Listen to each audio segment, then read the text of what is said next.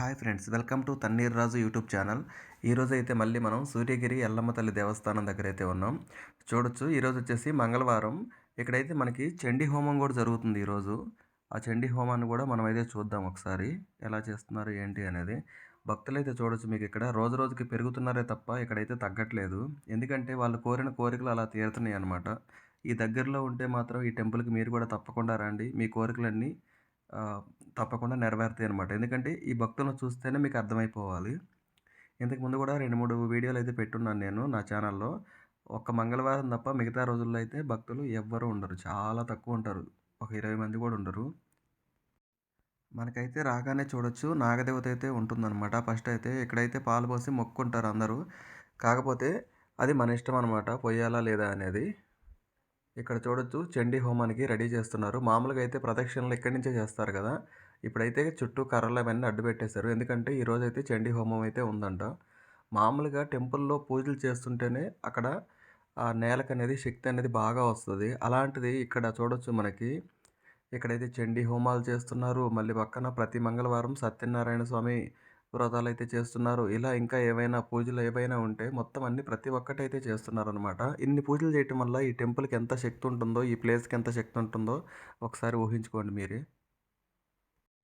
ఎలాంటి మొండి కోరికలైనా సరే తీరాలి అంటే మాత్రం ఈ సూర్యగిరి ఎల్లమ్మ తల్లి టెంపుల్ దగ్గరే సాధ్యమనమాట. ఎందుకంటే మనం గూడా అంతే మొండిగా పడాలి. ఇక్కడ చూడొచ్చు, ముడుపులు కట్టున్నారు గదా!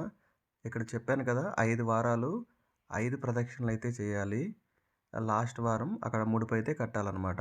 అంతే. అంతకుమించి ఏం లేదు. ఇక్కడ మనం పెద్దగా ఖర్చు చేయాల్సిన పని కూడా అయితే ఏమీ ఉండదనమాట. జస్ట్ ఊరక వచ్చి టెంపుల్ చుట్టూ 5 ప్రదక్షిణలైతే చేసి వెళ్ళిపోతూ ఉండాలి. మన పనయ్యేంత వరకు అమ్మవారినైతే వదిలిపెట్టకూడదనమాట. గట్టిగా పట్టుకోవాలంతే.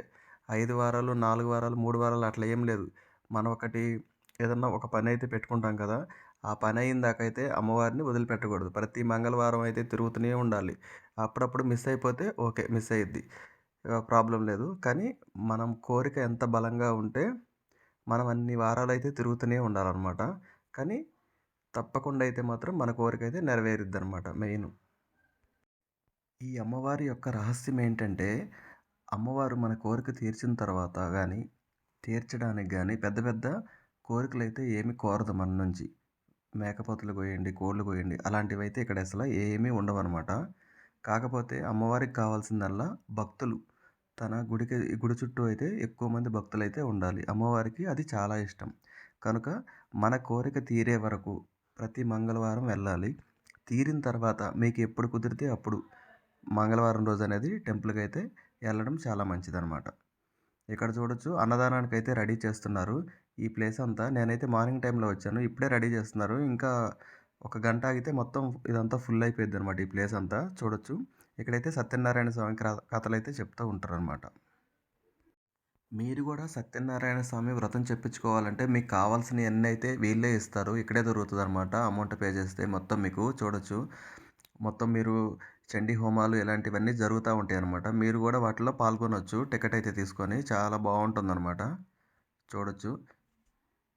ఇవేమీ వద్దు అనుకుంటే కూడా మీరు ఏమీ చేయకుండా గూడా వచ్చేసి ప్రతి మంగళవారం 5 ప్రదక్షిణలు చేసుకొనైతే వెళ్ళొచ్చనమాట. మీ కోరిక తీరిపోతుంది. ఇవన్నీ చేయాలనేదైతే ఎక్స్‌ట్రా క్వాలిఫికేషన్ అంతే తప్ప రూల్ అయితే ఏం లేదు. ఎందుకంటే మీ కోరిక తీరాలి అంటే ప్రతి మంగళవారం 5 ప్రదక్షిణలు చేయాలి. 5 వారాలు తిరగాలి. ఈ లోపల మీ కోరికైతే తీరిపోతుందనమాట. కొద్దిగా గట్టిగా బలంగా కోరుకుంటే మాత్రం కొంచెం టైం పడుతుంది. ఇక్కడైతే చూడొచ్చు, పక్కన లక్ష్మీ నరసింహస్వామి టెంపుల్ ఉంటుంది. అలాగే రామలింగేశ్వర స్వామి టెంపుల్ కూడా ఉంటుంది. అలాగే పంచముఖ ఆంజనేయ స్వామి టెంపుల్ కూడా ఉంటుందన్నమాట ఇక్కడ.